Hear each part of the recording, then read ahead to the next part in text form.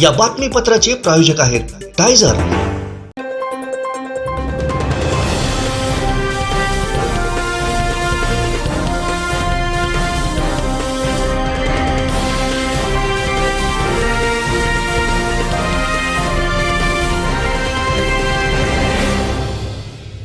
नमस्कार, आपण पाहताय कोकणचं नंबर 1 महा चॅनल कोकण सात लाईव्ह. बातमीपत्रात आपलं स्वागत. सुरुवात करूया हेडलाईन्सनं. हेडलाईन्सचे प्रायोजक आहेत टायझर, go royal with Oxford. Nilesh Rane Lok Sabha नाही तर विधानसभेचे उमेदवार, धोंडी चिंदरकर यांची स्पष्टोक्ती. मालवणात व्यापारी मेळावा, 5000 व्यापारी बांधव राहणार उपस्थित.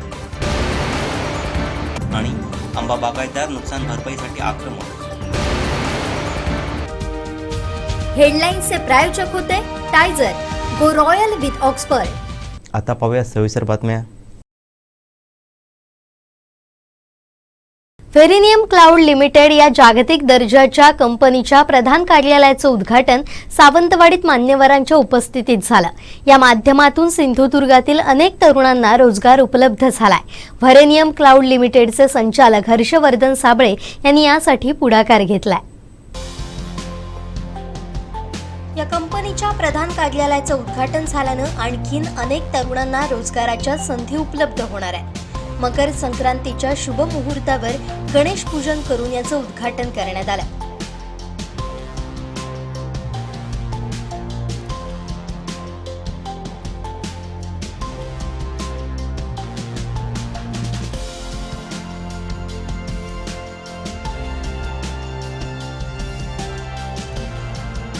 12 फेब्रुवारी 2018 मध्ये हर्षवर्धन साबळे यांच्या माध्यमातून कोकणातील या उपक्रमाची सुरुवात झाली होती. कोकणवासियांसाठी काहीतरी करावं ही साबळे यांची इच्छा होती.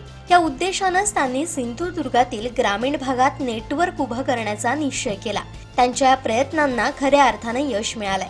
कोकणातल्या तरुणांना नोकरीसाठी मुंबई किंवा पुणे गाठावं लागतंय. मात्र यावर उपाय म्हणून कोकणात डिजिटल तंत्रज्ञान उभं करण्याचा मनोदय कंपनीनं व्यक्त केला. व्हेरिनियम क्लाउड लिमिटेडच्या माध्यमातून हर्षवर्धन साबळे यांनी सिंधुदुर्ग जिल्ह्यातील 200हून अधिक तरुण तरुणींना रोजगार देऊन त्यांचं स्वप्न सत्यात उतरवलंय. व्हेरिनियम क्लाउड लिमिटेड ही भारतीय डिजिटल तंत्रज्ञानातील एक नावाजलेली कंपनी आहे. सावंतवाडीमधील जिमखाना मैदाना शेजारील भव्य इमारतीमध्ये व्हेरिनियम क्लाउड लिमिटेड या कंपनीचे ऑफिस आहे. या कंपनीसोबत सिक्युअर प्रायव्हेट लिमिटेड या कंपनीनं 2023 मध्ये करार केला. यामुळे हायड्रा अंतर्गत तयार केलेल्या बहुपयोगी कॉम्प्युटर इन्फ्रास्ट्रक्चरचा फायदा घेऊन ग्रामीण भागातील उच्च संगणकीय बीपीओ सेंटर सावंतवाडीसारख्या भागात सुरू झालाय. खरं तर अशी बीपीओ सेंटर ही मुंबई किंवा पुण्यासारख्या मोठ्या शहरांमध्ये असतात. मात्र सावंतवाडीसारख्या ग्रामीण भागात बीपीओ सेंटर सुरू करण्याचा धाडसी निर्णय हर्षवर्धन साबळे यांनी घेतलाय. सावंतवाडीमध्ये बीपीओ सेंटर बरोबरच ब्रँड एज हायड्रा अंतर्गत तयार केलेल्या बहुवापर डिजिटल कॉम्प्युटर इन्फ्रास्ट्रक्चरचा फायदा घेऊन ग्रामीण भागात उच्च संगणकीय बीपीओ सेंटर उभं केलंय. सिंधुदुर्ग जिल्ह्यात स्थापन झालेलं पहिलं हे बीपीओ सेंटर ठरलंय. सिक्युअर क्रेडेन्शियल, स्ट्रायकर, एफएस आणि अराइजच्या वाढत्या क्लायंट बेससह data entry, accounting, background verification, debt recovery यांसारख्या सेवांचा समावेश सावंतवाडीतल्या बीपीओ सेंटरमध्ये करण्यात आलाय. या माध्यमातून बहुपयोगी डिजिटल पायाभूत सुविधांचा आणि त्यांच्या कौशल्य विकासाच्या माध्यमातून व्हेरिनियम क्लाउड लिमिटेड या कंपनीनं सिंधुदुर्गमध्ये कॉर्पोरेट क्षेत्रात एक उत्तुंग असं पाऊल टाकलंय. व्हेरिनियम क्लाउड लिमिटेड प्रधान कार्यालयाच्या उद्घाटन सोहळ्यास managing director Harshvardhan Sable, Hydra operation head Anushka Lodh, technical consultant Mukundan Raghavan, Sawantwadi head Vinayak Jadhav, admin Sandeep Natekar, project engineer Laxman Naik, Satish Patankar, Sahil Naik, Omkar Sawant आणि कर्मचारी वृंद उपस्थित होते. Today is the opening for Hydra by Verenium. In this office we have 50 plus seats where we will be accommodating different processes like data entry, accounts, voice calling, loan recovery, background verification, multiple processes that we hope to build a career for our employees and increase the employment for Savantwadi here. So our employees, we hire from 12th pass and graduates, and training is provided by us. If you are someone who's interested in accounts, we provide you training for accounts. If you are someone who is voice calling for us, we provide you training with voice modulation, calling, all the legalities for loan recovery. We take on all the training that is required for you to have a successful career with us. So in our current office, we have 50 plus seats. We are looking to expand to 100 more, and we have more space for more seats, and we're looking to expand a lot more than 50 right now. In my experience working here in Savantwadi for close to a year, I've had no problem finding talent. Talent is extremely motivated, very enthusiastic to learn. They are willing to learn English, they're willing to change languages, they're willing to learn data entry. We've had an amazing response and a lot of enthusiasm from all our employees and talent here. So Harsh Sabale is the MD of the company.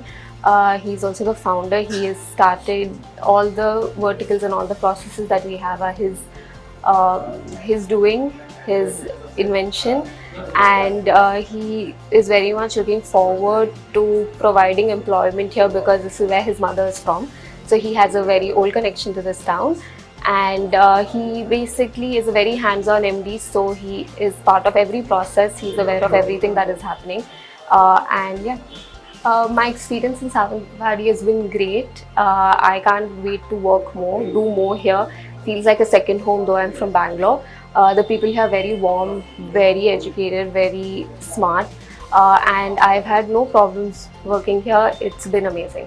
इथे वरेनियम cloud लिमिटेडच्या प्रधान कार्यालयाचे उद्घाटन करण्यात आले.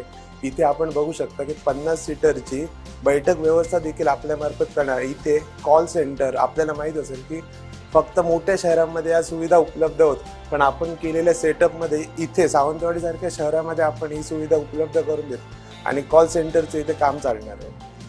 आपल्याला माहीतच असेल की आपल्या जिमखाना येथील सेंटरमध्ये 150 पेक्षा जास्त लोक काम करत आहेत. अधिक 50 सीटरची व्यवस्था आपण इथे केलेली आहे आणि अजून देखील इथे बाजू रूम आहेत. सो तिथे सुद्धा अजून व्यवस्था आपण करत आहोत. सो 200 विद्यार्थ्यांना किंवा 200 कॅन्डिडेट्सना जॉब देण्याचा आमचा मानस आहे. सिक्युअर क्रेडेन्शियल, त्याचप्रमाणे CFS या कंपन्या आपल्याला आता जॉईन झालेल्या आहेत. त्यांच्यामार्फत ऑलरेडी आपले काम चालूच आहे आणि यापुढे देखील त्या कंपन्यांच्या मार्फत तसेच नवीन क्लायंट आणून देखील आपण हे काम कंटिन्यू करण्याचा प्रयत्न करत आहोत. आणि हर्षवर्धन साबळे सरांचा आपल्याला नेहमीच सपोर्ट लाभलेला आहे. त्यांच्या संकल्पनेतूनच आपण हे सर्व कामं करत आहोत आणि यापुढे देखील ह्यापेक्षा उत्कृष्ट चांगलं काम करण्याचा आमचा प्रयत्न राहील. आपल्याला तर माहितीच असेल की कॉल सेंटर सारख्या सुविधा ह्या मुंबई, पुणे यासारख्या मोठ्या शहरांमध्ये उपलब्ध आहेत किंवा आता गोवामध्ये सुद्धा ह्या जॉब मिळत आहेत. आपल्याला आपल्या विद्यार्थ्यांना किंवा कॅन्डिडेट्सना जॉबसाठी नेहमी बाहेर जावं, मुंबई पुण्यासारख्या शहरांमध्ये स्थलांतर करावं लागत होतं. पण आता वरेनियम क्लाउड लिमिटेड हर्षवर्धन सरांच्या संकल्पनेतून आपण सावंतवाडी सारख्या शहरामध्ये ही सुविधा उपलब्ध करून देतो. सो याचा जास्तीत जास्त कॅन्डिडेट्सना फायदा व्हावा हीच आमची इच्छा आहे. फक्त नोकरी उपलब्ध करून देणे हाच मानस नसतो, पण त्यांचा विविध म्हणजे सर्वांगाने विकास व्हावा ह्या दृष्टीने आपण 9-10 जानेवारीला ॲन्युअल इव्हेंट घेतला होता. तिथे विविध स्पोर्ट्सच्या माध्यमातून किंवा कल्चरल इव्हेंटच्या माध्यमातून आपण विविध कार्यक्रम, त्यात आपल्या ज्या 130-150 जे कॅन्डिडेट्स आहेत त्यांनी सहभाग घेतला होता. सर्वांगीण विकास व्हावा हा देखील आपला नेहमीच प्रयत्न असतो. आमचे दिवसभरातले सर्व अपडेट्स, ताज्या घडामोडी आणि थेट लाईव्ह पाहण्यासाठी सबस्क्राईब करा, लाईक करा कोकणचं नंबर 1 महा चॅनल कोकण 7 लाईव्हचं YouTube चॅनल.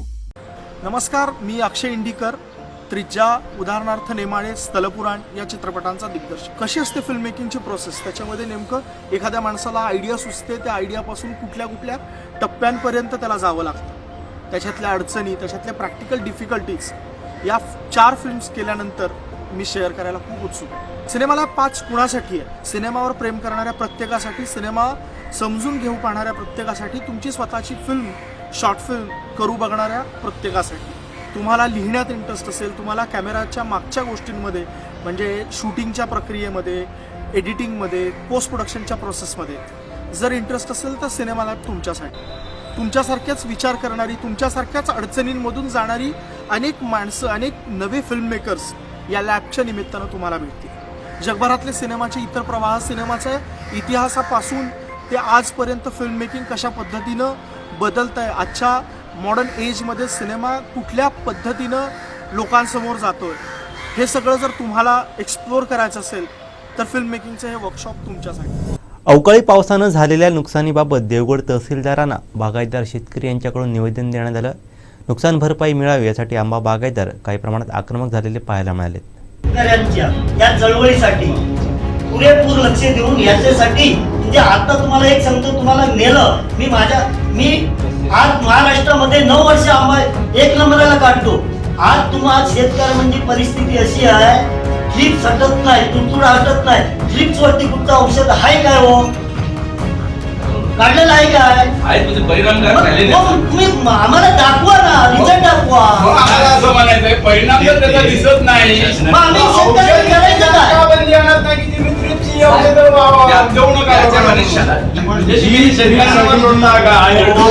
वापरतो असं तुम्हाला म्हणायचंय का?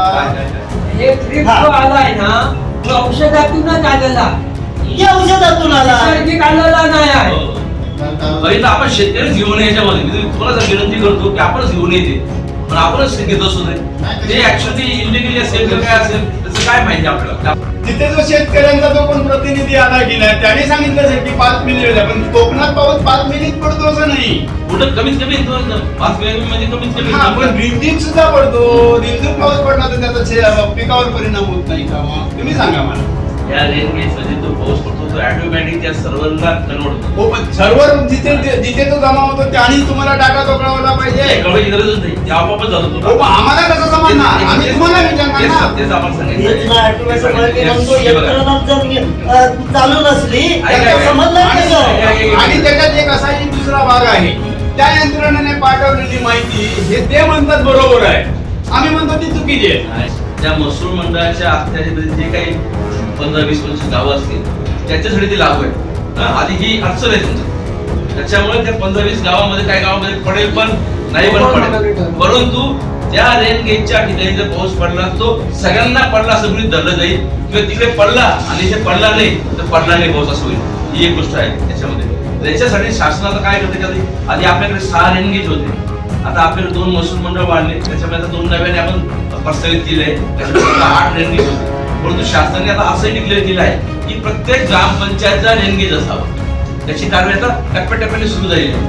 म्हणजे भविष्यामध्ये आपल्याला प्रत्येक गावामध्ये ग्रामपंचायतीला एक रेन गेज मिळेल. म्हणजे ही जी अडचण आहे आपल्याला या गावात पडला पण रेकॉर्ड झाला नाही, काही दिवसांनी आपली सुद्धा पण तोपर्यंत ही शासकीय ज्या योजना असतात की नाही ह्या पूर्ण व्हायला 1 वर्षात होत नाही, 2 वर्षात होत नाही, 4 वर्षात, तोपर्यंत शेतकरी मिळाला. हो, आता त्याला तर काहीतरी सुधारणा तर होते ना. सुधारणा होईल, त्याला भरपूर वेळ आहे. तोपर्यंत आता जे शेतकरी आहेत की नाही, शेतकऱ्यांची काय परिस्थिती आज एका दिवसात पाऊस पडल्यामुळे आज शेतकरी इतका अधोगत झाला आहे तर तुम्ही 5 वर्षाचे पुढे जाताय. 10 वर्ष शेतकरी मागे आला. बरोबर आहे. म्हणजे आपण कलेक्टिव्ह तोडगा काढूया. ते शासनाची आणि कृषी विभागाची जी कार्यशाळा होती ती काय 2 वर्षांना झालेली नाही. शेतकऱ्यांना आर्थिकदृष्ट्या सक्षम बनवलंच पाहिजे. आंबा नुकसानी भरपाई मिळाली पाहिजे. आंबा नुकसानी भरपाई मिळाली पाहिजे. आंबा नुकसान भरपाई मिळाली पाहिजे. या ठिकाणी मी सांगू इच्छितो, गेले 3-4 वर्ष वातावरणात जो हवामानामध्ये सातत्याने जो बदल होतो आहे, या बदलामुळे शेतकऱ्यांचं जे काही नुकसान होतं आहे याकडे शासनाने अद्यापपर्यंत कोणतीही कार्यवाही न करता आणि नुकसान भरपाईच्या बाबतीत कोणत्याही प्रकारचा विचार न करता आम्हा शेतकऱ्यांना न्याय मिळवून दिलेला नाही. त्यामुळे या ठिकाणी मी सांगू इच्छितो की या वर्षी आम्ही जो काय जोमाने या ठिकाणी फवारणी मारणे किंवा इतर काही जे मेंटेनन्स करणे, बेनावळ करणे वगैरे जो खर्च केला आहे, या खर्चातूनही जास्तीत जास्त महागाईची औषधं घेऊन आम्ही या ठिकाणी आंबा कलबावर मोहरावर मारत आलो आहोत. हा मोहर साधारणतः 8 नोव्हेंबर पासून आलेला आहे, परंतु त्याच्यावर औषधं मारून सुद्धा तो मोहर बऱ्याच प्रमाणात गळला.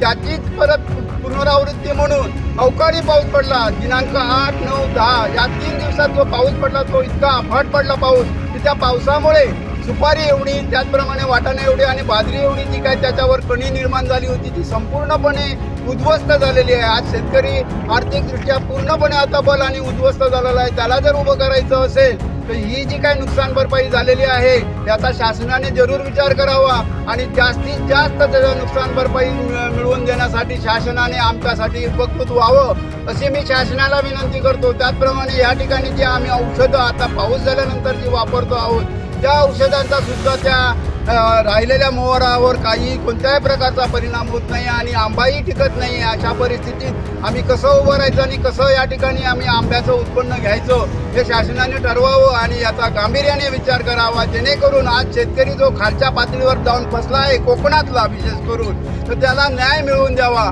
त्याचप्रमाणे आम्ही दरवर्षी आमच्या हे जे शेतकरी आहेत या शेतकऱ्यांनी दरवर्षी बँकांची कर्ज घेतलेली आहे, पीक कर्ज घेतलेलं आहे. या पीक कर्जापोटी प्रत्येकाने या ठिकाणी जो काही त्याचा प्रीमियम आहे तो प्रीमियम पूर्णपणे भरलेला आहे.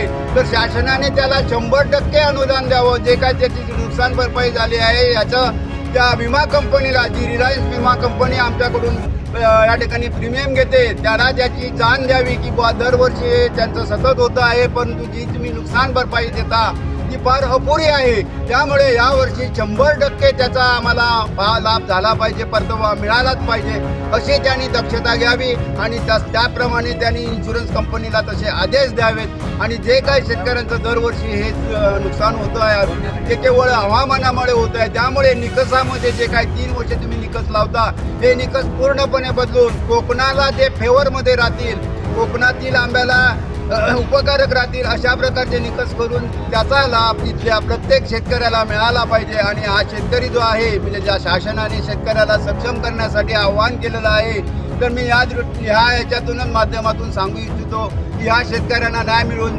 देण्यासाठी विशेषतः कोकणातल्या शेतकऱ्यांना न्याय मिळाला पाहिजे. म्हणून शासनाने याच्याकडे गांभीर्याने लक्ष देऊन जास्तीत जास्त नुकसान भरपाई ह्या आमच्या शेतकऱ्यांना मिळेल, देवगड तालुक्यातल्या सर्व शेतकऱ्यांना मिळेल याची दक्षता घ्यावी अशी मी त्यांना अगदी आग्रहपूर्वक विनंती करतो. आणि या ठिकाणी पुन्हा एकदा शासनाला विनंती करतो की जास्तीत जास्त याचा विचार करावा आणि आम्हा लोकांना जे आर्थिकदृष्ट्या आम्ही एकदम हतबल झालो आहोत, अगदी निराश झालो आहोत आणि आज आमची जी परिस्थिती झाली आहे ही परिस्थिती सुधारण्यासाठी त्याच्यासाठी आपण त्याच्यात सहाय्यभूत व्हावं अशी विनंती करतो. या ठिकाणी आंबा व इतर फळबागायती शेतकरी संघटना जी आहे ती गेली 3 वर्ष या ठिकाणी सातत्याने शेतकऱ्यांच्या विविध समस्यासाठी या ठिकाणी लढते आहे. तर त्या माध्यमातून मी सांगू इच्छितो की आम्ही जे ह्या ठिकाणी तहसीलदार आहेत जे महसूलचं हे कारभार बघताय त्यांच्याकडे या ठिकाणी आम्ही निवेदन सादर केलं आहे. त्या निवेदनाचा सुद्धा आपण जरूर विचार करावा आणि त्या निवेदनानुसार आम्हाला जी आम्ही मागणी आत्ता केली आहे त्या मागणीचा आम्हाला काहीतरी लाभ होईल या दृष्टीने शासनाने योग्य निर्णय घेऊन आम्हा शेतकऱ्यांना न्याय द्यावा अशी मी या संदर्भात शासनाला विनंती करतो. बघा गेली 2-3 दिवस मागच्या पाऊस जो अवकाळी झाला त्या अवकाळी पावसामुळे शेतकऱ्यांचं मोठ्या प्रमाणात नुकसान झालेलं आहे आणि हा नुकसान गव्हर्नमेंटने विम्याच्या माध्यमातून 100% आपल्याला शेतकऱ्याला देवगड तालुक्याच्या द्यावा. त्याचप्रमाणे नुकसान भरपाई पण गव्हर्नमेंटने इथे डिक्लेअर करावी.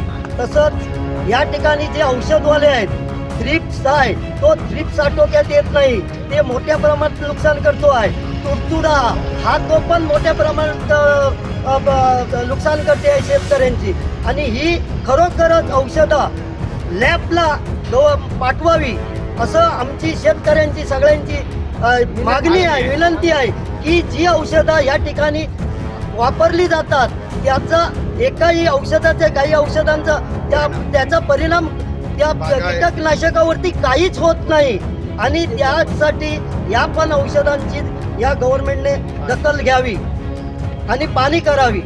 खरोखरच ती औषधं लॅबला पाठवली पाहिजे अशी आमची शेतकरी संघटनेमार्फत मागणी आहे.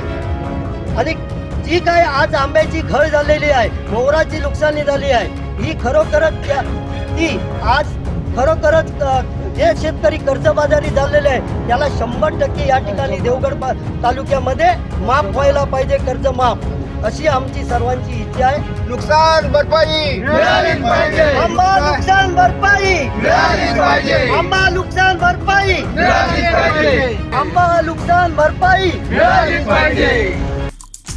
आमचे दिवसभरातले सर्व अपडेट्स, ताज्या घडामोडी आणि थेट लाईव्ह पाहण्यासाठी सबस्क्राईब करा, लाईक करा कोकणचं नंबर 1 महा चॅनल कोकण 7 लाईव्हचं YouTube चॅनल. मालवण तालुक्यातील ओळी येथील नंदकुमार मनोहर आंगणे कुटुंबीय यांच्या घराला सुमारे मध्यरात्री भीषण आग लागली.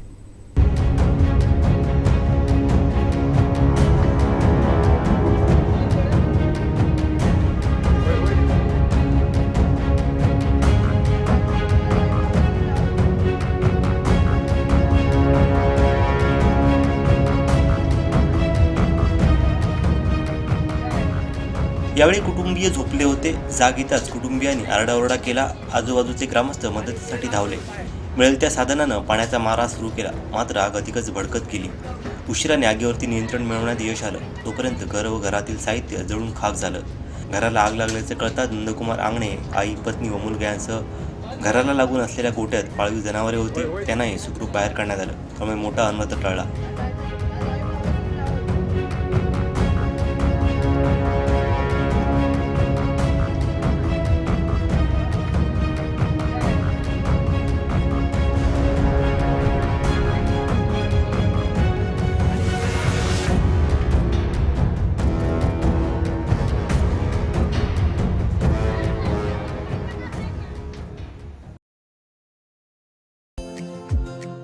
Shri Tuljabhavani complex 1 BHK 2 BHK and shop. Project by Shri Tuljabhavani developers.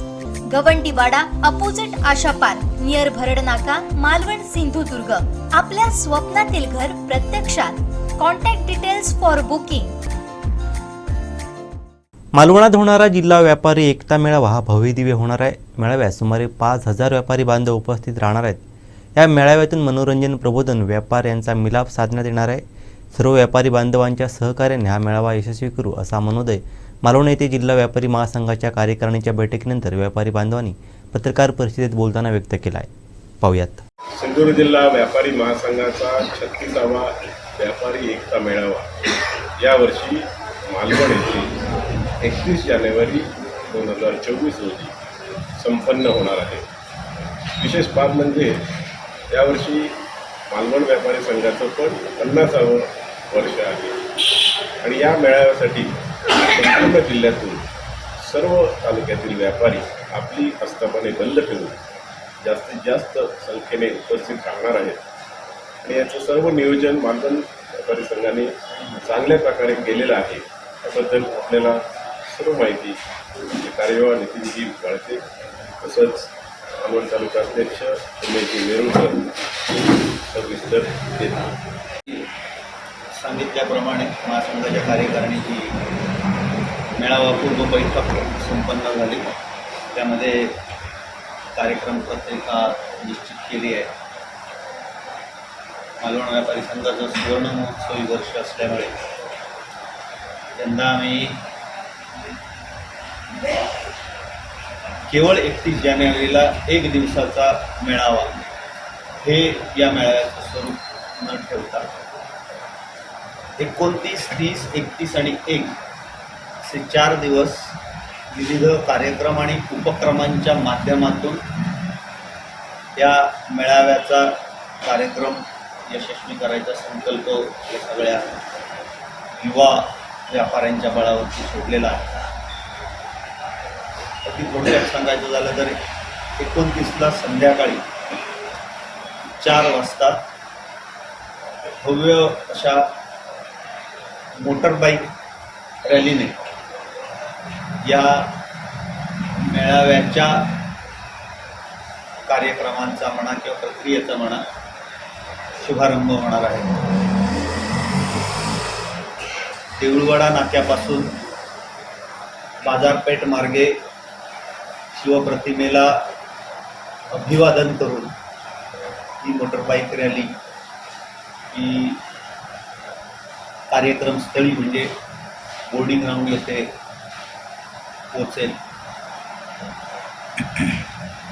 तिथं साधारणतः व्यापार आणि अन्य ग्राहक उपयोगी वस्तूंच्या संदर्भातलं आमचा प्रयत्नही चालू आहे की एखादं कृषी प्रदर्शन असं प्रदर्शनीचं उद्घाटन आणि त्या दिवशी संध्याकाळी 7 वाजता चला हवा येऊ देचा कार्यक्रम असं मनोरंजन, प्रबोधन आणि व्यापार असा तिहेरी संगम 29 तारखेला आम्ही ठेवलेला आहे. आणि याच्यासाठी माननीय निलेश राणे यांनी आम्हाला सर्वतोपरी सहकार्य करायचं आश्वासित केलेलं आहे. आणि 29 तारखेला या उपक्रमाचं, मेळाव्याच्या व्यासपीठाचं आणि या सगळ्या प्रदर्शनीचं उद्घाटन त्यांच्या हस्ते होणार आहे. हे प्रदर्शन चालू राहणार आहे दिवस रात्र. 30 तारखेला संध्याकाळी सिंधुदुर्ग जिल्ह्यातल्या कलाकारांनी उभं केलेलं महानाट्य अयोध्या हे मालवणचे सुपुत्र, चेंबरचे विश्वस्त माजी अध्यक्ष आशिषभाई पेडणेकर यांनी पुरस्कृत केलेलं आहे. आणि त्या दिवशी माजी पालकमंत्री आणि विद्यमान उद्योगमंत्री महाराष्ट्राचे माननीय उदयजी सामंत हे उपस्थित राहणार आहे. मेळाव्याच्या दिवशी म्हणजे 31 जानेवारीला, मी निराळं काही सांगायला नको कारण मागची 35 वर्षांची ही परंपरा आहे. जिल्ह्यामधनं आणि यंदा मालवणमध्ये पुन्हा एक नवीन आकर्षण शिवप्रतिमेच्या माध्यमातून निर्माण झाल्यामुळे सीमावर्ती प्रदेशातनं, मग ते गोवा असेल, बेळगाव असेल, कोल्हापूर असेल किंवा रत्नागिरी असेल, या भागातून 5000हून अधिक व्यापारी सहकुटुंब या मेळाव्याला हजेरी लावतील असा आमचा अंदाज आहे. आणि त्या दृष्टीनं आमचं नियोजन संपूर्ण सुरू आहे. त्याच्यासाठी म्हणून आम्ही पूर्व नोंदणी उपस्थितांनी करावी असं आवाहन आपल्या माध्यमातून करत आहोत. या नोंदणीसाठी महासंघाने एक गुगल फॉर्म तयार केलेला आहे आणि हा फॉर्म सर्वत्र प्रसारित होत आहे विविध समाज माध्यमातून. आणि आत्तापर्यंत सुमारे 400हून अधिक व्यापाऱ्यांनी याच्यावरती नोंद केलेली आहे. महत्त्वाची गोष्ट आहे की जर आपल्या कुटुंबातील आपल्यासोबत आणखीन कोणी उपस्थित राहणार असतील किंवा आपले सहकारी उपस्थित राहणार असतील, आपले कर्मचारी उपस्थित राहणार असतील, तर त्या प्रत्येकाचा स्वतंत्र गुगल फॉर्म हा भरणं ही आवश्यक गोष्ट आहे.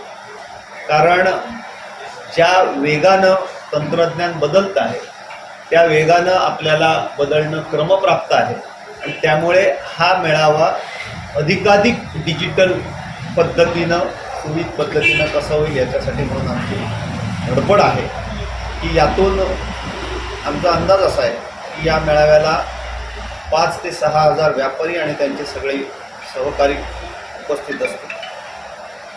मेळाव्याच्या दिवशी म्हणजे 31 जानेवारीला जशी 2 दिवस मनोरंजनाच्या माध्यमातून प्रबोधनाची मेजवानी आहे, त्या दिवशी निखळ वैचारिक मार्गदर्शनाची एक मेजवानी ही जिल्ह्यातल्या आणि जिल्ह्याबाहेरून येणाऱ्या सगळ्यांच्यासाठी म्हणून ठेवलेली आहे.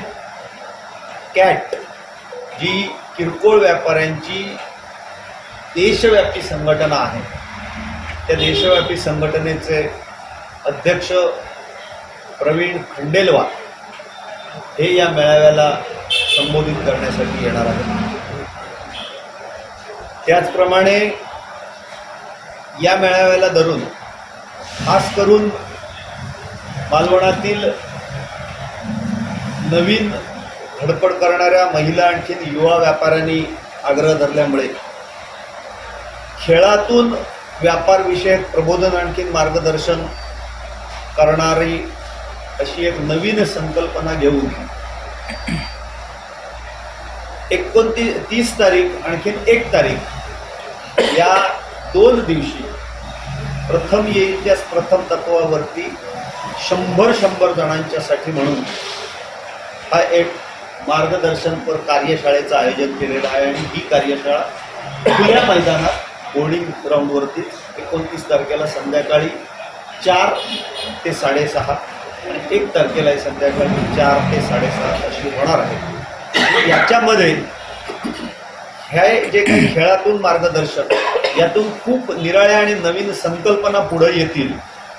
आणि जे गेले 1.5 वर्ष आम्ही केंद्रीय उद्योग मंत्री माननीय नारायणराव राणे साहेब यांच्याबरोबर जो संवाद साधतो आणि ते जे काही आमच्याकडे सातत्याने मांडतायत की तुम्ही नेहमीच्या पठडीच्या बाहेर काही ना काहीतरी नवीन संकल्पनांच्या वरती विचार करा, त्या घेऊन माझ्याकडे या, इथं भांडवल कमी पडणार नाही. या संकल्पना या 30 आणखीन 1च्या कार्यक्रमातून पुढे येतील आणि त्यांना भविष्यकालीन भांडवल पुरवण्याची बाबत आम्ही राणे साहेबांकडे प्रस्ताव घेऊन जाऊ. म्हणून जे ही सगळी संकल्पना राबवणार आहेत त्यांच्याच माध्यमातून मला शिवाजी व्हायचंय हा एक स्टँडअप टॉक शो या मेळाव्यामध्ये संध्याकाळच्या सत्रामध्ये होणार आहे. विनोद मेस्त्री आपल्याच भागातील आहेत ते आणि कॉर्पोरेट ॲडवायझर आहेत. ते मला शिवाजी व्हायचं आहे, छत्रपती शिवाजी महाराजांची जी व्यापार नीती होती या व्यापार नीतीची सांगड आजच्या काळाशी कशा पद्धतीने घालता येते आणि त्यातून आपला व्यापार कशा पद्धतीनं मोठा करता येऊ शकतो याबाबतची काही निराळी संकल्पना ते मांडतात. याचबरोबर जो गेली 2-3 वर्ष खूप मोठ्या आणि कोरोना काळात तर खूप मोठ्या प्रमाणामध्ये भेडसावू लागलेला आहे तो म्हणजे ऑनलाईन व्यापार, त्याचं किरकोळ व्यापाऱ्यावरती होणारं अतिक्रमण, फिरते विक्रेते त्यांचं किरकोळ व्यापाऱ्यावरती होणारं अतिक्रमण, परप्रांतीय त्यांचं किरकोळ व्यापाऱ्यावरती होणारं अतिक्रमण. या अनुषंगाने महासंघाने शब्द दिलेला होता की महासंघ स्वतःची एक व्यवस्था निर्माण करेल. ती व्यवस्था निर्माण केलेली आहे. त्याचं लोकार्पण, सादरीकरण हेही या मेळाव्यामध्ये होणार आहे. आणि मालवणचाच सुपुत्र निहार साईल याने डेव्हलप केलेल्या त्या संकल्पनेचं, त्या ॲपचं लोकार्पण या मेळाव्यामध्ये होणार आहे. मालवणचे दुसरे सुपुत्र माजी केंद्रीय मंत्री माननीय सुरेशजी प्रभू यांचा तितक्याच तोलामोलाचा सुपुत्र अमेय प्रभू याने या मेळाव्याला येण्याचं मान्य केलेलं आहे. आणि मला सांगायला आनंद होतोय की माननीय पालकमंत्री रवींद्रजी चव्हाण हे या मेळाव्याला उपस्थित राहणार आहेत, मार्गदर्शन करणार आहेत. केंद्रीय उद्योग मंत्री जे आमच्या व्यवसाय उद्योगाशी थेट संबंधित आहेत ते माननीय नारायण राणे साहेब यांच्याबरोबरच्या झालेल्या चर्चेमध्ये गेली 2 वर्ष ते आम्हाला सांगतायत की मला तुमच्याबरोबर बोलायचं आहे, जिल्ह्यातल्या व्यापाऱ्यांबरोबर बोलायचं आहे. परंतु 1 तारखेला बरोबर नवीन रचनेप्रमाणे केंद्रीय अंदाजपत्रक असतं आणि त्यामुळे केंद्रीय मंत्र्यांना दिल्लीतून हलता येत नाही. परंतु त्यांनी एवढ्या शब्दामध्ये सांगितलं आहे की जर शक्य असलं जी अंदाजपत्रक पूर्व केंद्रीय मंत्रिमंडळाची बैठक असते ती जर सकाळी नसली किंवा त्याच्यामध्ये काय बदल नाही झाला तर मी सकाळी येईन. जर ती सकाळी असली तर मी काहीही करून संध्याकाळी 3 वाजेपर्यंत मेळाव्यामध्ये उपस्थित राहणार म्हणजे राहणार हा शब्द त्यांनी दिलेला आहे. शिक्षण मंत्री माननीय दीपकभाई केसरकर हेही प्रत्यक्ष किंवा ऑनलाईन पद्धतीनं उपस्थित राहतील, शक्यतो आमचा प्रयत्न आहे. खासदार साहेबांना निमंत्रण दिलेलं आहे. खासदार साहेब पिनाकी राऊत साहेब हे गेली 5 वर्ष सातत्याने ऑनलाईन पद्धतीने कारण अंदाजपत्रक असल्यामुळे ते संबोधित करतात. आणि आमच्या रिवाजाप्रमाणे स्थानिक आमदार वैभवजी नाईक यांनाही निमंत्रित केलेलं आहे आणि तेही या मेळाव्याला संबोधित करणार आहेत. आत्तापर्यंतच्या चेंबरच्या 36 वर्षांच्या परंपरेप्रमाणे chamber of commerce, Maharashtra chamber of commerce industries and ॲग्रिकल्चरचे अध्यक्ष ते नियमितपणे या मेळाव्याला उपस्थित असतात. यंदाही माननीय ललित गांधी यांनाही निमंत्रित केलेलं आहे आणि तेही या मेळाव्याला उपस्थित राहणार आहेत. असा हा भरगच्च प्रबोधनात्मक बरोबर मनोरंजनही आणि थोडेसे खेळही असा हा संपूर्णपणे कार्यक्रम उपक्रम योजलेला आहे. आणि तो आत्तापर्यंतच्या प्रतिसादावरून तर असं वाटतंय की हा 100 नाही 110% यशस्वी होईल. आणि त्याच्यासाठी आमची ही युवा टीम खूप जोमाने दोन्ही अध्यक्ष उमेशजी नेरुरकर आणखीन प्रमोद ओरसकर यांच्या नेतृत्वाखाली धडाडीने कामाला लागलेले. तालुक्यामधल्या बैठका झालेल्या आहेत. बुधवारी मला वाटतं तालुक्यातली सुकळवाडची फक्त एका व्यापारपेठेची बैठक राहिलेली ती होईल. त्यानंतर आचरा आणि त्यानंतर जिल्हाभरातल्या व्यापारपेठांमध्ये बैठका होतील.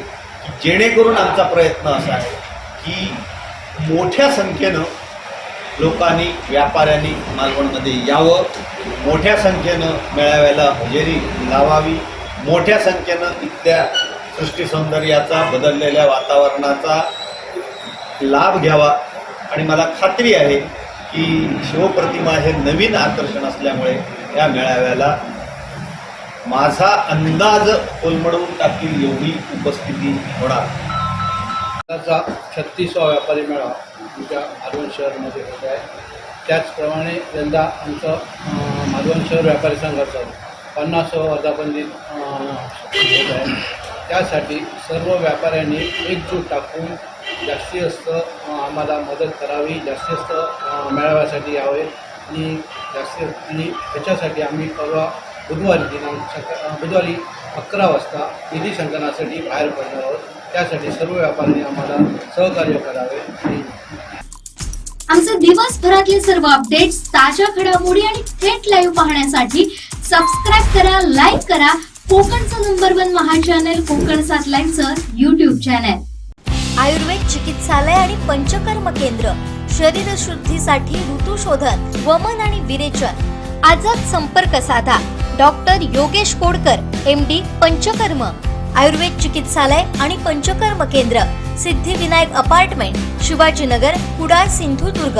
संपर्क 9850 82 74 42 आणि 97 64 80 85 92. वेळ संध्याकाळी 3 ते 7 वाजेपर्यंत. निलेश राणे लोकसभा नाही तर कुडाळ मालवण मतदारसंघाचे विधानसभेचे उमेदवार असणार आहेत, अशी स्पष्ट भूमिका भाजपा तालुकाध्यक्ष धोंडी चिंदरकर यांनी पत्रकार परिषदेत मांडली. पाहूयात. आज भारतीय जनता पार्टी कार्यालयात एक तातडीची आणि महत्त्वाची प्रेस घेण्याचं कारण म्हणजे गेले 2 दिवस सोशल मीडियावर माननीय निलेश राणे साहेब हे लोकसभेचे उमेदवार आहेत अशा प्रकारचे सोशल मीडियावर वेगवेगळ्या माध्यमातून बातमी फिरत आहे. ते 2 दिवस चालू आहे आणि आज TV9 मी पाहिलेली TV9 आणि इतर जे इलेक्ट्रॉनिक मीडिया आहे याच्यावर पण फिरत आहे की निलेश राणे संभाव्य लोकसभेचे या रत्नागिरीचे उमेदवार असतील. परंतु आपल्याला कल्पना आहे आपल्या माध्यमातून निलेश राणे साहेबांनी यापूर्वी पण सांगितलेलं आहे. पक्षसुद्धा ज्यावेळी आग्रही होता की निलेश राणेने या रत्नागिरी सुंदर लोकसभा मतदारसंघातून निवडणूक लढवावी, तेव्हासुद्धा निलेश राणे साहेबांनी पक्षांच्या वरिष्ठाकडे क्लिअर केलं आहे की मी कोणत्या परिस्थितीत लोकसभेची निवडणूक लढवणार नाही. आणि त्याच्यामुळे ह्याच्या काही अफवा पसरवल्या जात आहे की निलेश राणे उमेदवार असतील हे हे कुठेही नाही. परंतु आपले जे काय आमचे विरोधक आहेत, जे भारतीय जनता पार्टीच्या पक्षाच्या विरोधातले लोक आहेत, हेही अशा प्रकारचं काम करत असतील कदाचित, असा आम्हाला संशय आहे. परंतु एक 4 दिवसापूर्वी मी असेल, सावंतसाहेब असतील, आमचे प्रमुख कार्यकर्ते, अन्य कार्यकर्ते, माननीय रवींद्र चव्हाण साहेब ह्या जिल्ह्याचे पालकमंत्री आहेत आणि कोकणची संघटनात्मक जबाबदारी ज्यांच्याजवळ दिलेली आहे त्या माननीय रवींद्र चव्हाण साहेबांची सुद्धा आम्ही चर्चा केली होती. खरं म्हणजे का आम्ही ह्या विषयी चर्चा करण्यासाठी गेलो नव्हतो, तर काही विकासात्मक कामं असते आम्ही मुंबईत गेलो होतो, त्यांची भेट घ्यावी आहे तिथे गेलो होतो.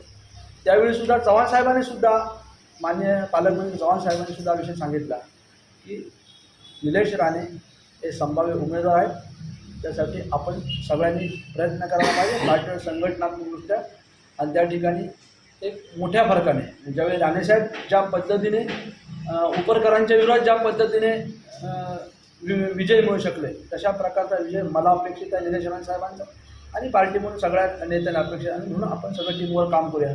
म्हणजे ते माननीय पालकमंत्री चव्हाण साहेब सांगतायत, माननीय राणेसाहेबसुद्धा कधी असं म्हणा नाही, मग राणेसाहेब त्या विषयावर कधीच बोलले नाही. म्हणजे निलेश राणे लोकसभेचे उमेदवार असतील, विधानसभेत ते कधी या विषयावर बोलले नाही, कारण तो घरातला विषय तर निलेश साहेब बोलत नाही.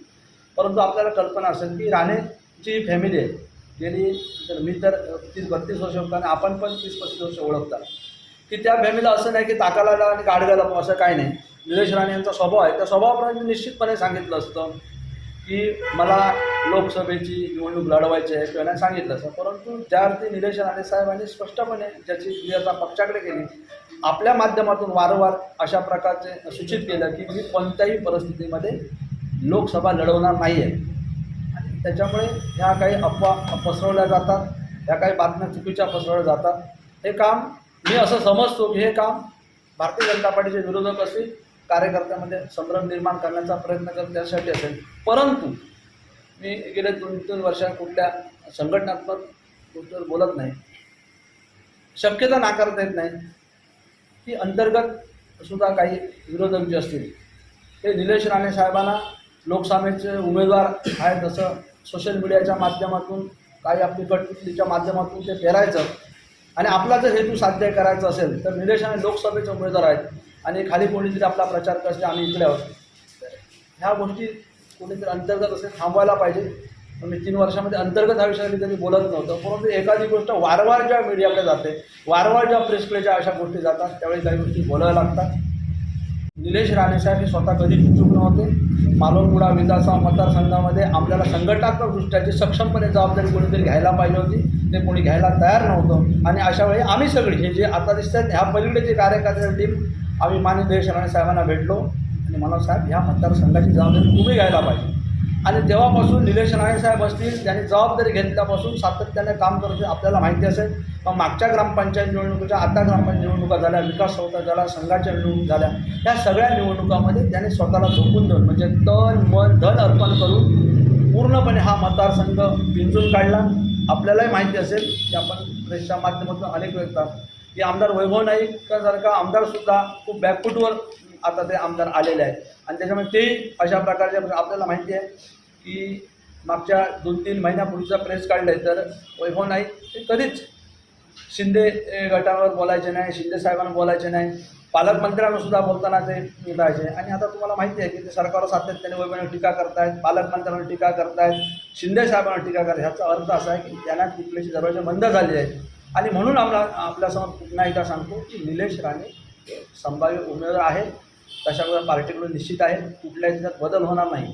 परंतु आपल्याला खात्री आहे, आपल्याला माहिती आहे, आपल्या माध्यमाने सर्वसामान्य जनतेला वाटतं की कोणत्या परिस्थितीत निलेश राणेंना निवडून द्यायला पाहिजे. काम करणारा माणूस आहे असं जनतेची भावना आहे आणि आमच्या कार्यकर्त्यांची भावना आहे. तुम्हाला सांगतो मी गेली 32 वर्ष राजकारणात आहे, पण मी असं म्हणू शकणार नाही ना की मी निवडून निलेश राणेंना काढणार. निवडून मी नाही काढणार, तर निवडून कोण काढतील तर तिथली जी सर्वसामान्य जनतेला वाटतं की निलेश राणेंसारखा माणूस कार्यकर्ता त्या ठिकाणी पाहिजे. तिथल्या सर्वसामान्य कार्यकर्त्याला वाटतं की निलेश राणे मी कोणीच निवडून काढू शकणार नाही. आणि म्हणून सांगतो का काय होतं, मी नव्हतो का म्हणजे मी जर धोंडी चिंदरकर म्हणायचं असेल तर मी माझ्या विभागात नेतृत्व करत होतो. मी तालुक्यात फार नसेल विभागात माझ्या गावात नेतृत्व करत होतो, पण तेव्हा मी नेतृत्व करत होतो, त्यावेळी माझी जबाबदारी होती. मी निवडून काढू शकलो नाही राणे साहेबांना, मी निवडून काढू शकलो नाही निलेश राणे साहेबांना. त्याच्यामुळे मी कुठला कोणी निवडून काढणार नाही आहे. निलेश राणे निवडून काढायचं हे सगळ्यांनी जबाबदारी घेतलेली आहे. आणि निलेश राणेंचं स्वतःचं अस्तित्व आहे, राणेसाहेबांचं स्वतःचं अस्तित्व आहे, त्यांना मी निवडून काढण्याची काही गरज नाही. परंतु ह्या जनतेने ठरवलं आहे की आपल्याला निवडून सन्माननीय निलेश राणे साहेबांना काढायचं आहे. त्याच्यामुळे अशा प्रकारच्या जर कोणी बातम्या पेरत असतील किंवा त्याचा प्रचार करत असेल तर माझी विनंती थांबवावी, विरोधकांनी सुद्धा थांबवावी. काही पत्रकाराच्या माध्यमातून सुद्धा किंवा सोशल मीडियाच्या माध्यमातून हे ज्या बातम्या पेरल्या जातात आणि त्या पसरवल्या जातात फक्त कार्यकर्त्यांना संभ्रमित करण्यासाठी ह्या केला जात असतील तर तसं कोणी समजू नये. निलेश राणे हे तेवढे कच्चे नाही, ज्यांनी लोकसभेमध्ये एवढ्या मोठ्या लोकशाहीची ज्यांनी संसदेमध्ये लोकशाहीच्या मंदिरात ज्यांनी काम केलं, जे लोकशाही आणि कमी वयात ज्यांनी काम केलं, त्यांना राजकारणाचा प्रत्येक माणूस ओळखता येतो. त्यांना प्रत्येक कार्यकर्ता ओळखता येतो आणि तुम्हाला माहिती आहे प्रत्येकाने सुद्धा अनेक वेळा ओळखलेलं आहे. त्यांना माणसं चांगले ओळखता येतात. आणि तुमच्या माहितीसाठी सांगतो की इथे एखादी जरी टाचणी पडली तरी त्याचा आवाज आधीच बंगल्यापर्यंत जातो. त्यामुळे इथे काय घडतं, कुठल्या गोष्टी घडतात, ह्या सगळ्या हे आहेत. म्हणजे काही अफवा असतील की राणे साहेबांनी इतर माध्यमातून जी केलेली कामं आहेत, माननीय पालकमंत्री चव्हाण साहेबांनी यांनी पण केलेली जी कामं आहेत ती खूप एवढी प्रचंड कामं आहेत की आमचे जे उमेदवार असतील त्यांना बाबा निवडून काढा असं सांगण्यानं हे करण्याची वेळ नाही. आणि स्वतः निलेश राणे साहेबांचं स्वतःचं अस्तित्व आहे. जर ते त्या मतदारसंघात काम करतात त्यांनी तशा प्रकारचा वेळ दिलेला आहे आणि लोकांना माहिती आहे, जनतेला माहिती आहे. आम्ही जनतेच्या विषयावर सांगतो, आम्ही कोणाच्या कार्यकर्त्यांच्या विषयावर आम्ही सांगत नाही की आम्ही निवडून काढू, मी काढू. या जनतेचा आम्हाला जो आता जो आम्ही जो कल घेतो त्या वाटतो, आमच्या कार्यकर्त्यांचा उत्साह वाटतो. हे पाहिल्यानंतर आम्हाला निश्चित वाटतं की या प्रकारे आम्हाला निलेश राणे साहेब आहेत. मी हे क्लिअर करतो की पार्टीचा जबाबदार पदाधिकारी म्हणून, तालुकाध्यक्ष म्हणून करतो. कारण कुठल्याच पातळीवर जेव्हा एखाद्या पक्षामध्ये चर्चा, मी कोणी चर्चा करत असेल तर मी सांगेन मी सिनियर आहे भाजपमध्ये. जे कोण चर्चा कर मी जे ऐकतो ते मी सिनियर आहे. मलाही माहिती आहे ना की ते 8 वर्ष भाजप मी समजून घेतलेलं आहे. भाजपमध्ये अशा प्रकारे कुठलं होत नाही, कुठलं लॉबिंग होत नाही, कुठले मेळावे होत नाही, कुठलं होत नाही. भारतीय जनता पार्टीला माहिती आहे काम करणारा नेता कोण आहे, काम कोण करू शकतं, कोण निवडून येऊ शकतं. आणि निलेश राणेची जी क्षमता आहे, चव्हाण साहेब असतील, राणे साहेब या सगळ्यांच्या सूचना आहेत. निलेश राणे यांना निवडून काढा. चव्हाण साहेब कधी म्हणत नाही मी काढणार, आम्ही सगळे निवडून काढणार. आणि म्हणून तर प्रत्येक व्यक्तीची आम्हाला गरज आहे. परंतु खऱ्या अर्थाने काही समजा गोष्टी अंतर्गत असतील तर त्यांना मी आत्ताच सांगतो हे चांगलं नाही. अशा कोणी अफवा पसरवू नये. आपले जरी असले आणि विरोधक असले तर भविष्यात या प्रकारला एका गंभीरपणाने ह्याची दखल घेतली जाईल. अशा प्रकारे कोणी अफवा पसरवू नये. माझी विनंती आहे की निलेश राणे हे मालवण कुडाळ विधानसभेचे उमेदवार आहेत. हे लोकसभेचे उमेदवार नाही. हे या ठिकाणी सांगण्यासाठी आहे. आणि भविष्यात या ठिकाणी ज्या काही गोष्टी आम्ही वैभवनिक आता ठिकाणी काही कामांची भूमिपूजन करतात आणि सांगतात की आता कुठेतरी एका दुसरा 1-2 माणसाला उभा करणार पक्ष मला वाटतं पडव्यात दाखवला या ठिकाणी करण्याचे प्रयत्न आहेत. सगळे खोटं आहे. हे सगळं तकलादू आहे.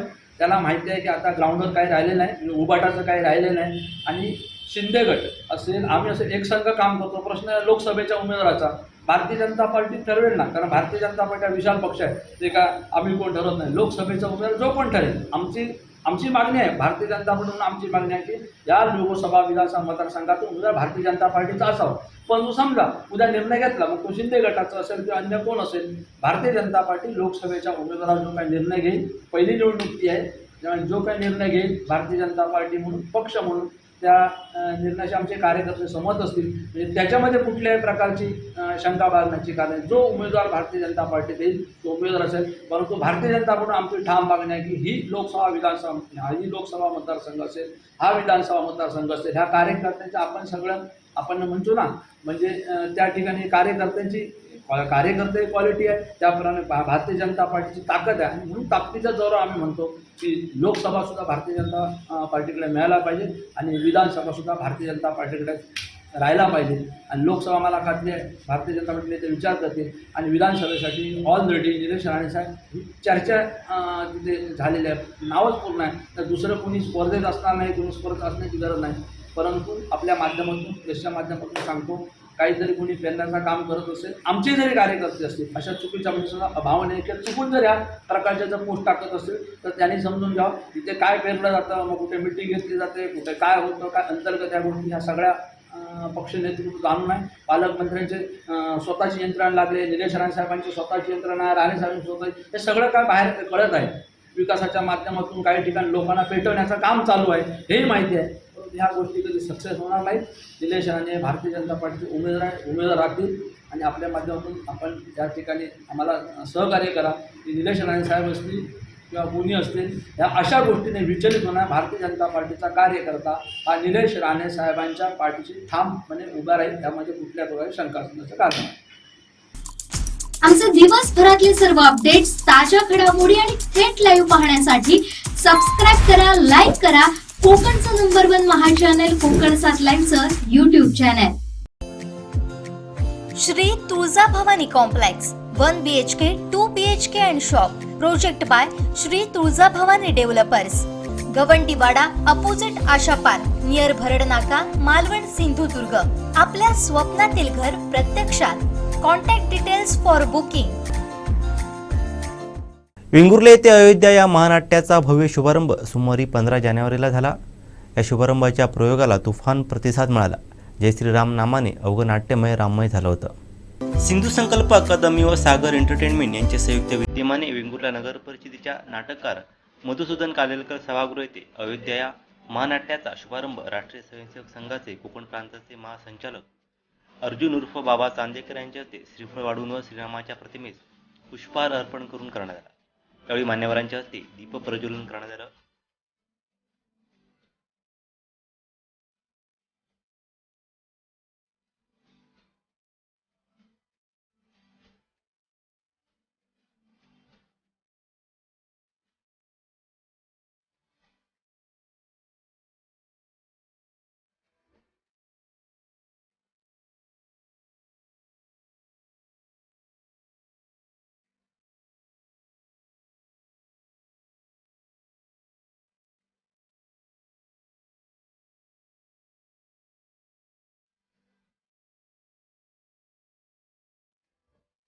यावेळी श्रीराम मंदिराच्या लढ्यात सहभागी असलेल्या कारसेवक बागलकर गुरुजी व गजानन दामले यांचा शाल, श्रीफळ व राम मंदिर प्रतिमा देऊन सन्मान करण्यात आला. तसंच या कार्यक्रमाच्या उत्कृष्ट नियोजनाबद्दल प्रसन्ना देसाई यांचा विशेष सन्मान करण्यात आला.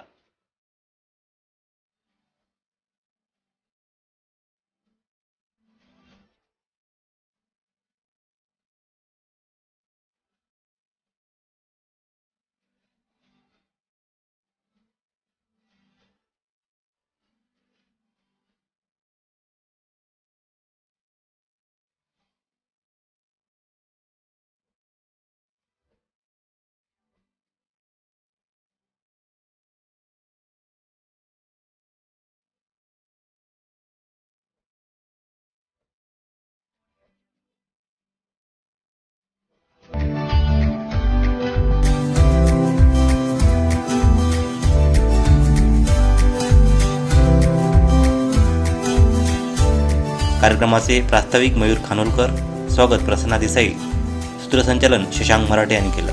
जय श्रीराम, वंदे माता की जय, गंगा माता की जय, गो माता की जय, सनातन धर्म की जय, वंदे. आपल्या स्वतःच्या जन्मभूमीत सन्मानाने जात आहेत आणि यासाठी हजारो लोकांचं बलिदान आहे आपल्याला माहिती आहे. आणि त्यांच्याप्रती कृतज्ञता व्यक्त करण्यासाठी हा आम्ही छोटंसं पुष्प त्यांच्याप्रती आम्ही अर्पित करत आहोत. इथे मगाशी साहेब म्हणाले आपले कारसेवक इथे जे तिकडे बावरी पाडायला गेले होते ते इथे कारसेवक उपस्थित आहेत. एकदा त्यांच्यासाठी जोरदार टाळ्या वाजवल्या पाहिजेत. तर आपण ह्या जे आनंदाचे आपला श्रीराम आनंदाने जो आपल्या जन्मभूमीत परत येतो याचं खरं कारण हे आहे. त्यामुळे त्यांनी कारसेवा केली. आम्ही या महानाट्याच्या निमित्ताने एक रामसेवा करण्याचा प्रयत्न करतो आहोत. तुम्ही सगळेजण आम्हाला याच्यात पाठिंबा द्याल अशी अपेक्षा व्यक्त करतो. आजचा पहिला प्रयोग आहे. काय चुकलं मागलं तर आम्हाला नक्कीच क्षमा कराल अशी अपेक्षा व्यक्त करतो. हे महानाट्य या देशाच्या कानाकोपऱ्यात सर्व भाषिकांपर्यंत पोचावं आणि तेवढी त्याची व्याप्ती वाढावी, तेवढी त्याच्याबद्दलची लोकांची बघण्याची उत्सुकता वाढावी, एवढं या महानाट्याला यश प्राप्त व्हावं अशा प्रकारच्या मनापासून शुभेच्छा देतो. आणि या देशामध्ये हे नवीन पर्व सुरू होतंय. आपण सगळेजण भाग्यवान आहोत की आदरणीय मोदी साहेबांच्या प्रयत्नातनं, त्यांच्या यशस्वी नेतृत्वामुळे आज आपल्याला हे परिवर्तन पाहता येत आहे. आणि म्हणून या सगळ्याच्या माध्यमातून आपल्याला त्यांचे हात बळकट करण्यासाठी सुद्धा सगळ्यांना आशीर्वाद द्यावेत अशा प्रकारची त्यानिमित्ताने विनंती करतो. मध्येच एवढा उत्साह या ठिकाणी आहे. बाबा काल मी सासुलीला होतो. म्हणजे वातावरण कसं असतं बघा. ते सासुलीमध्ये आमच्या महिला भगिनी भगव्या साड्या परिधान करून राम जप करून सगळ्या 500 वर्षानंतर रामलल्ला स्वतःच्या त्या ठिकाणी अयोध्येमध्ये ठिकाणी प्रवेश करतायत. आणि त्याचा शुभारंभ आदरणीय देशाचे पंतप्रधान नरेंद्र मोदी आणि त्यांच्या सगळ्या आमचे आदरणीय संघचालक भागवत साहेब आणि असंख्य महंतांच्या उपस्थितीत प्रवेश करतायत, याच्यासारखा आनंदाचा दुसरा दिवस या ठिकाणी असणार नाही. आणि म्हणून संपूर्ण देश नाही तर संपूर्ण जगभर हे वातावरण आहे. म्हणजे बाबा जवळजवळ 50 देशामध्ये वेगवेगळ्या अशा रॅल्या निघाल्या. म्हणजे आपल्याला आश्चर्य वाटते की अमेरिकेसारख्या ठिकाणी पण रॅली निघाली. अमेरिका, कॅनडा सगळ्या ठिकाणी रॅली निघून आज जरी मी काय राजकारणात बोलणार नाही, पण विरोधकांनी काही जरी म्हटलं तरी वातावरण पूर्णपणे आज या सगळ्या राममय या ठिकाणी झालंय. बाबा याच्यातला एक किस्सा सांगतो. 1992 मध्ये ज्यावेळी हा ढाचा पडला त्याच वेळी सगळ्या ठिकाणी इमर्जन्सी लागली. म्हणजे सगळ्या ठिकाणी शोधाशोध सुरू झाली आणि भारतीय जनता पक्ष आणि इथले सगळे जे ठराविक कार्यकर्ते त्या काळात होते त्यांना पोलिटिशियनला आणलं, कणकवली पोलिटिशियन. आणि मग शेवटी तिथले प्राण, तिथले तहसीलदार ते म्हणे नाही हे ना आम्ही आत करणार, यांना स्थानबद्ध करणार, अमकं करणार. म्हटलं नाही कसे करणार तुम्ही, हे बिचारे काय करणार नाही. डॉक्टर करमळेकर होते, आमचे बाकरे होते, अनेक वेगवेगळे त्यावेळेचे कार्यकर्ते होते. आणि शेवटी पोलीस आणि प्रशासनाशी इतका वाद झाला की आम्ही जी सगळी त्यावेळी शिवसेना असलेली मंडळी आम्हाला जवळजवळ 14-16 दिवस सावंतवाडीच्या जेलमध्ये साहेब जावं लागलं. दुसऱ्या दिवशी आमचे आपा गुप्ते आम्हाला भेटायला आले. मला सांगायचं एवढंच आहे की याच्यात भाग घेताना कुठल्याही प्रकारचं काय वाटलं नव्हतं की त्यावेळी हे रामाचं मंदिर 22 तारीखला त्याचं उद्घाटन होईल अशा प्रकारची आशा अपेक्षा पण नव्हती. पण खरोखरच एक चमत्कार नरेंद्र मोदी साहेबांनी या ठिकाणी केला आणि सगळ्याच घटना अशा जमत आणल्या आणि तारीख फायनल झाली. 22 तारीखला आपण अयोध्येमध्ये प्रवेश करतोय. मी खरोखरच प्रणय आणि त्याच्या सगळ्या सहकाऱ्यांना या नाट्यासाठी मनापासून शुभेच्छा देतो की आपण एवढ्या इथे थांबून चालणार नाही की हा प्रयोग एवढा गाजू देत. मला खात्री आहे की रामाच्या आशीर्वादाने आपली मेहनत जी आहे त्या मेहनतीच्या आधारावर आपल्या टीम पूर्णपणे हा प्रयोग इतका यशस्वी होईल की आज याचं नाव खूप नावलौकिक या ठिकाणी वाढेल. अशा प्रकारच्या शुभेच्छा देतो. आपण सर्वजण हा कार्यक्रम बघण्यासाठी फार मोठे उत्सुक आहात. जास्त आपला न वेळ घेता मी पुन्हा एकदा मनापासून त्याला शुभेच्छा देतो. महाराष्ट्रभर आणि जिथे जिथे मराठी माणूस आहे, मराठी माध्यमातलं नाटक असल्यामुळे तर त्या सगळ्यापर्यंत हा प्रवास निश्चितच पुढे जाईल, यात कोणताही संदेह या ठिकाणी नाही. या सगळ्या नाट्य निर्मितीमध्ये त्याचं एक वैशिष्ट्य आहे. या नाट्याचे केदार देसाई जे लेखक दिग्दर्शक आहेत ते आपल्या सिंधुदुर्गातले आहेत. त्याची निर्मिती सुद्धा केलेली प्रणय दिली आमचे मित्र हे सुद्धा सिंधुदुर्गातले आहेत. त्यातल्या पूर्ण कलाकारांचा आणि तंत्रज्ञांचा संच हा आपल्या सिंधुदुर्ग जिल्ह्यातला आहे. आणि सगळ्यात महत्वाचं असं की पहिला शुभारंभाचा प्रयोग आपल्या ह्या जिल्ह्यामध्ये वेंगुर्ला नगरीमध्ये आणि सिंधू नगरीमध्ये होतो. आणि त्याच्याही पुढे ज्याचा उल्लेख झाला तर या नाटकामागची सगळी प्रेरणा आहे ते सन्माननीय रवींद्रजी चव्हाण आपल्या जिल्ह्याचे पालकमंत्री हे सुद्धा आपल्या सिंधुदुर्ग जिल्ह्यातले आहेत. त्यामुळे असं एक विलक्षण योगायोग या सगळ्याच्या निमित्ताने आहे.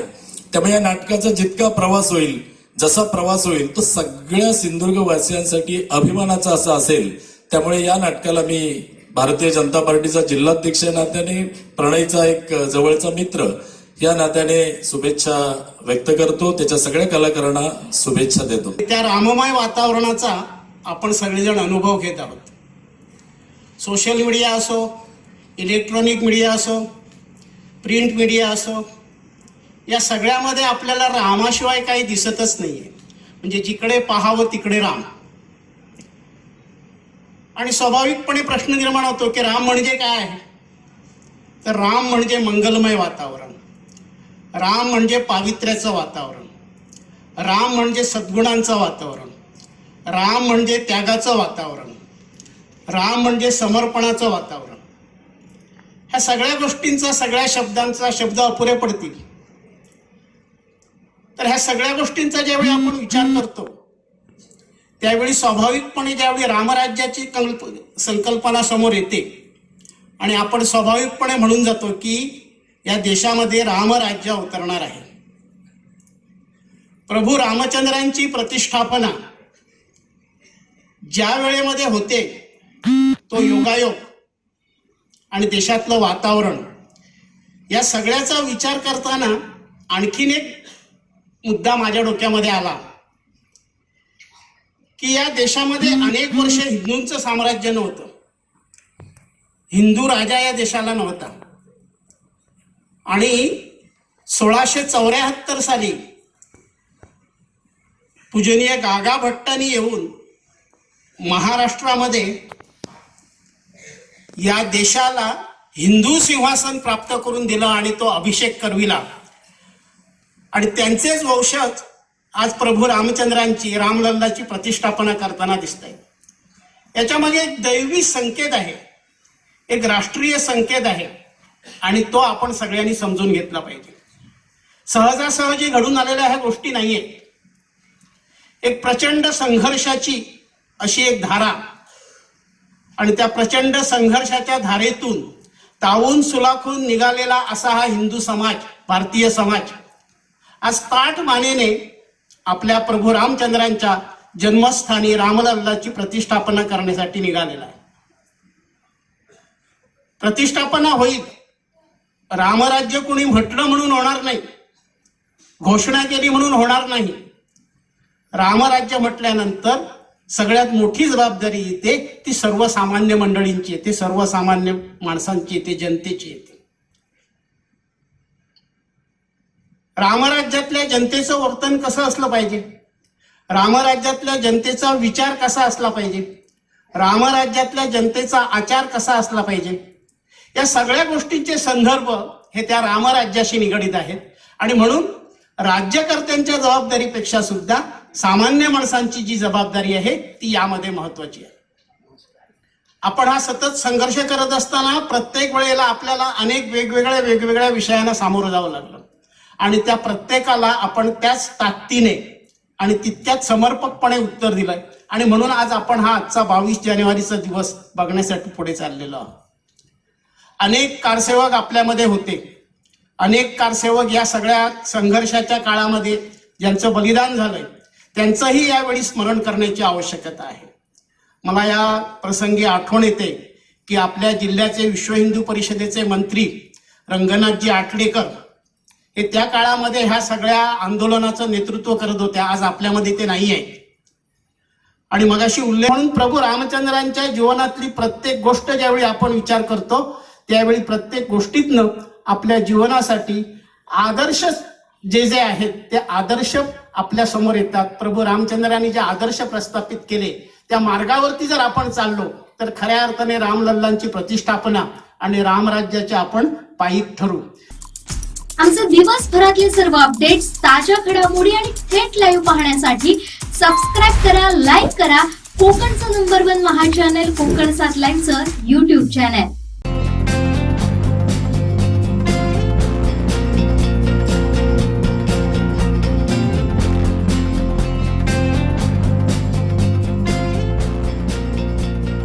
अनंत टीदे रिफ्रेश हमी.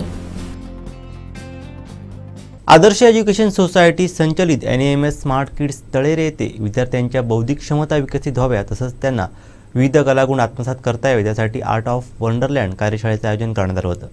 यामध्ये योगा, कथाकथन, हस्तकला, विविध बौद्धिक खेळ, फ्लेमलेस कुकिंग हे उपक्रम घेण्यात आलेत. आदर्श एज्युकेशन सोसायटी संचलित NAMS स्मार्ट किड्स तळेरे येथे मुलांमध्ये असलेल्या कलागुणांना वाव मिळावा व त्यांची बौद्धिक क्षमता वाढावी यासाठी आर्ट ऑफ वंडरलँड कार्यशाळेचं आयोजन 13 जानेवारीला करण्यात आलं होतं. या कार्यशाळेसाठी विद्यार्थ्यांसोबत त्यांचे पालकही उपस्थित होते.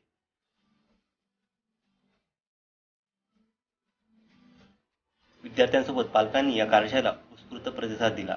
यामुळे पाल्यांमध्ये विकसित असलेल्या गुणांविषयी त्यांना अधिक जाणून घेता आलं.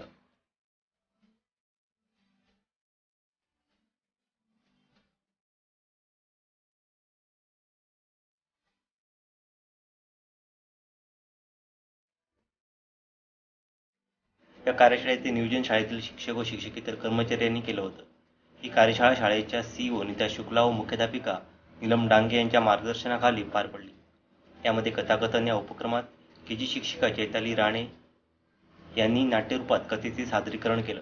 हस्तकला उपक्रमाचं आयोजन कला शिक्षक योगेश येराम यांनी केलं तर बौद्धिक खेळांचं आयोजन शाळेच्या KG शिक्षिका यांनी केलं. योगा या उपक्रमाचं आयोजन भक्ती पाटील व तृप्ती साटविल यांनी केलं होतं. तर फ्लेमलेस कुकिंगचं नियोजन गौरी पवार यांनी केलं होतं. सर्वच विद्यार्थ्यांनी या कार्यशाळेसाठी उत्साह दाखवला. पालकांनी या उपक्रमाविषयी उत्स्फूर्त अशा प्रतिक्रिया दिल्या आहेत. विद्यार्थ्यांच्या कलागुणांना वाव देण्यासाठी घेण्यात आलेला उपक्रम अतिशय स्तुत्य होता.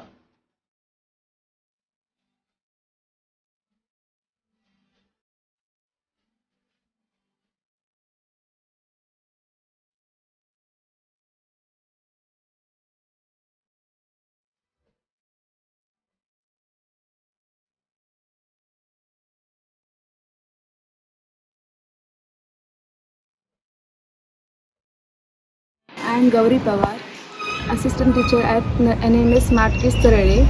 Today we are celebrated our Art of Wonderland program in our branch for exploring children's learning creatively and happily. Myself Chaitali Rane, I am an assistant teacher in NEMS Smart Kids Tarale.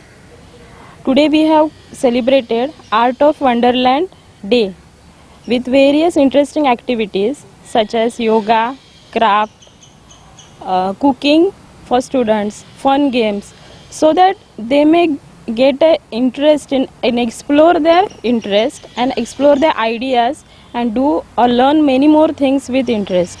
Also, up till now in our school we have celebrated many days and various activities we are conducting in our school. जे शाळेने arts of living in college junior KGच्या मुलांसाठी जो कार्यक्रम होता तो अतिशय सुंदर आहे. शाळेची स्कूलची जी इमारत आहे आणि जे इथले वातावरण आहे ते मुलांच्या बुद्धीला पोषक असं वातावरण आहे. त्यामुळं मुलं या ठिकाणी अभ्यासाचा कंटाळा न करता आनंददायी आणि हसतमुखाने अभ्यास करून तसेच एकंदरीत जे शिक्षकवृंद आहेत तेही सर्व हसतमुख आहेत. त्याच्यामुळं जे ते येणारे स्टुडंट्स यांना अभ्यासाची गोडी लागून ते स्वतःहूनच एक प्रकारे चांगल्या प्रकारे अभ्यास करून आपलं न कोणत्याही प्रकारचा अभ्यासात हे न करता आवडीनं अभ्यास करतील. आणि आजचा उपक्रम अतिशय सुंदर असेच उपक्रम मुलांच्या बुद्धीला चालना देणारे आणि यापुढे राबवावेत असे आम्ही या कार्यक्रमाला शुभेच्छा देतो. नमस्कार. आजचा जो आर्ट्स ऑफ वंडरलँड हा कार्यक्रम खूपच छान होता. सगळ्या मुलांनी व पालकांनी खूप एन्जॉय केला. असंच वरचेवर कार्यक्रम घेऊन आपल्या म्हणजे मुलांमध्ये ॲक्टिव्हिटी निर्माण करून व्यवस्थित त्याचं व्यवस्थापन करावे व असंच वरचेवर काही नाही काही ॲक्टिव्हिटी घेत राहाव्या. धन्यवाद. माझं नाव स्वरांजली मंदार कानकेकर. माझी मुलगी इथे NMS परळे इथे शिकत आहे. सान्वी मंदार कानकेकर. इथे खूप छान कार्यक्रम झाला आहे आणि आम्हाला खूप आनंद झाला आहे. इथे मुलांच्या ॲक्टिव्हिटीज पण खूप छान आहे. त्याप्रकारे आम्ही पालकांनी आणि मुलांनी खूप छान प्रकारे आनंद घेतलेला आहे.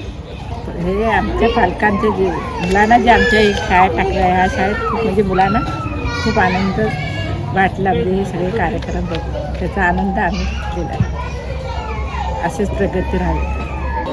आज national English medium school smart school Tarale यांच्या वतीने आर्ट्स ऑफ वंडरलँड ह्या कार्यक्रमाचं आज आयोजन केलं होतं. म्हणजे आर्ट ऑफ वंडरलँड म्हणजे आश्चर्याची शाळा. लहान मुलांच्या कलागुणांना वाव मिळण्यासाठी हा चांगली एक संकल्पना घेऊन संस्थेने आजच्या दिवसाचा पालक, शिक्षक आणि विद्यार्थी या तिघांचा एक संघ होऊन आजचा कार्यक्रम घेतला. त्यामुळे पालकांनासुद्धा त्यांच्या घरगुती म्हणजे महिला असतील किंवा पुरुष असतील त्यांनी आपल्या या सगळ्या गडबडीच्या जीवनामध्ये सुद्धा आपल्या मुलांना वेळ देण्यासाठी आणि संस्थेला वेळ देण्यासाठी प्रत्येकाने वेळ काढून इथे हा कार्यक्रम व्यवस्थितरित्या पार पडला. आणि त्यामुळे मुलांच्याही कलागुणांना वाव मिळेल असे हे त्यामध्ये 3-4 कार्यक्रम इथे त्यांनी आर्ट ऑफ वंडरलँड या कार्यक्रमाखाली घेतले आणि ते सुंदररित्या पार पडले. आज आम्ही पालक म्हणून सुद्धा समाधानी आहोत या कार्यक्रमासाठी आणि पुढील सुद्धा संस्थेच्या वाटचालीसाठी आमच्या पालकांकडून शुभेच्छा देणार. NEMS या हायस्कूलचं प्रशालेचं नाव मी प्रथमतः ऐकलं होतं, पण आता ते मी चांगल्या प्रकारे अनुभवलं आहे. आणि मला वाटलं नव्हतं की माझा मुलगा एवढा लगेच चांगला ॲक्टिव्ह होईल. आणि ह्या प्रशालेचे प्रिन्सिपल आहेत नीलम डांगे मॅडम, त्यांचं प्रथमतः मी आभार मानते. त्याचप्रमाणे CEO शुक्ला मॅडम आणि ह्या प्रशालेचे पवार मॅडम, राणे मॅडम या मॅडमचे देखील मी खूप मनापासून अभिनंदन करते आणि आभार मानते की ह्या तऱ्यासारख्या तऱ्यासारख्या गावामध्ये एवढं मोठं हायस्कूल निर्माण केलं. आणि त्याचबरोबर ह्या नुसतं निर्माण केलं नाही तर त्यामध्ये एवढे आठवड्याला जे वेगवेगळे कार्यक्रम राबवले जातात ते उत्तमरित्या पार पाडले जातात. आणि ह्या प्रशालेचं हे मुख्य आहे की ह्या मुलांचा मानसिक, शारीरिक तसेच बौद्धिक कलागुणांना वाव मिळतो. आणि म्हणूनच या प्रशालेचं नाव आत्ताच नव्हे तर पुढे जगात देखील चांगलं मोठं नाव होईल हे याची मला गॅरंटी आहे. आणि हे जे आता जे कार्यक्रम राबवले गेले त्याच्यामुळे आमचं खूप आम्हाला मजा आली. आणि हे असे कार्यक्रम जे राबवत आहे त्याच्यामुळे बहुतेक जास्तीत जास्त मुलं ह्या शाळेमध्ये ॲडमिशन घेतील अशी माझी खात्री आहे आणि ही प्रशाला खूप चांगली आहे आणि ह्या शाळेने सगळ्यांना खूप काही दिलं आहे आणि त्याचमुळे मी ह्या प्रशालेचे जे प्रिन्सिपल आहेत जे डांगे मॅडम त्याचप्रमाणे CEO शुक्ला मॅडम यांचं देखील मी मनापासून आभार व्यक्त करते आणि इथेच मी थांबवते. आमचे दिवसभरातले सर्व अपडेट्स, ताज्या घडामोडी आणि थेट लाईव्ह पाहण्यासाठी सबस्क्राईब करा, लाईक करा कोकणचं नंबर 1 महा चॅनल कोकण 7 लाईव्हचं YouTube चॅनल. शेवटी ठळक घडामोडी पुन्हा एकदा. हेडलाईन्सचे प्रायोजक आहेत टायझर, go royal with Oxford. Nilesh Rane Lok Sabha नाही तर विधानसभेचे उमेदवार, धोंडी चिंदरकर यांची स्पष्टोक्ती. मालवणात व्यापारी मेळावा, 5,000 व्यापारी बांधव राहणार उपस्थित. आणि आंबा बागायतदार नुकसान भरपाईसाठी आक्रमक. हेडलाईन्सचे प्रायोजक होते टायझर, गो रॉयल विथ ऑक्सफर्ड. बातमीपत्रात वेळ झाली ते थांबण्याची. पाहत राहा बदलत्या कोकणचा बुलंद आवाज, कोकणचा नंबर 1 महा चॅनल कोकण 7 लाईव्ह. धन्यवाद.